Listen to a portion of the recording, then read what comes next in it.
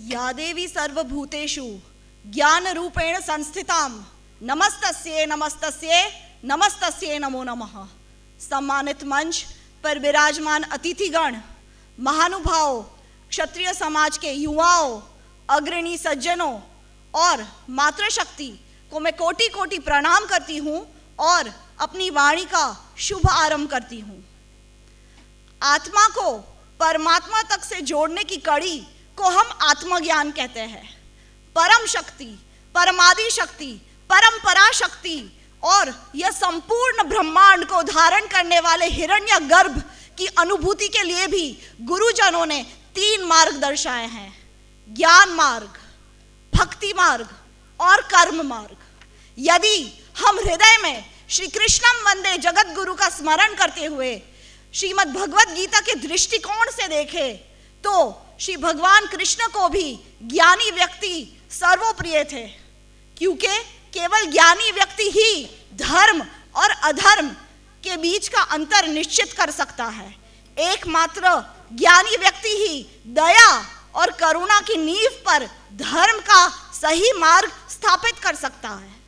आज जब धर्म, ज्ञान, दया, अहिंसा और करुणा की बात होती है तो संपूर्ण विश्व भारत को एक विश्व गुरु के रूप में देखता है, क्योंकि जब दूसरे देशों में भाषाओं की उत्पत्ति भी नहीं हुई थी तब भारत में गुरुजनों ने आत्मज्ञान की दिव्य दृष्टि द्वारा धर्मशास्त्र, अर्थशास्त्र, भूगोल शास्त्र, ज्योतिष शास्त्र, विज्ञान, गणित, महाविद्याएं, महाग्रंथ, ऋग्वेद, आयुर्वेद, यजुर्वेद, अथर्ववेद, सामवेद और अनेकों पुराणों की रचना परिपूर्ण कर ली थी।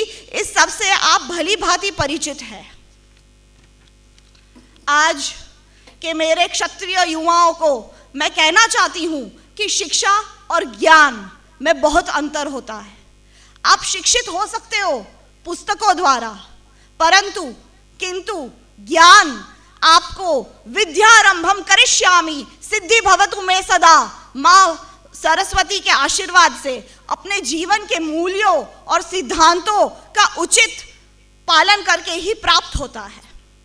ज्ञान से आपको सही और गलत में अंतर स्पष्ट होता है, क्योंकि हम राजपूतों ने कभी भी अधर्म और अज्ञान का साथ नहीं दिया।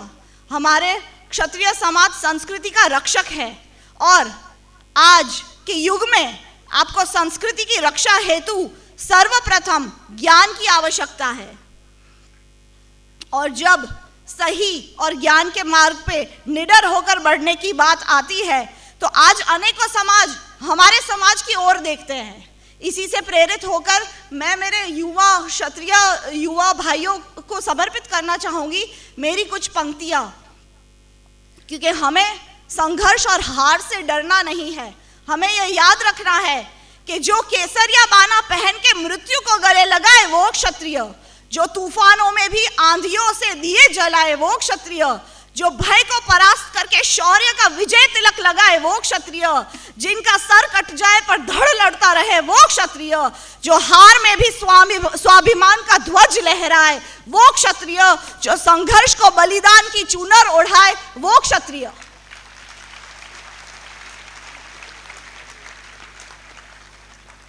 आज एक राष्ट्र की पहचान उसकी संस्कृति से होती है और एक समाज में या परिवार में संस्कारों और संस्कृति का सिंचन परिवार की माताओं द्वारा होता है। माँ हमारी सर्वप्रथम गुरु है। विश्व का सबसे छोटा मंत्र है माँ। इसलिए मैं अपनी मातृशक्ति को उनकी सफलताओं के लिए, उपलब्धियों के लिए अनेकों शुभकामनाएं देना चाहूंगी और अभिनंदन देना चाहूंगी, क्योंकि भारत में महिलाएं सदैव ही सशक्त थी।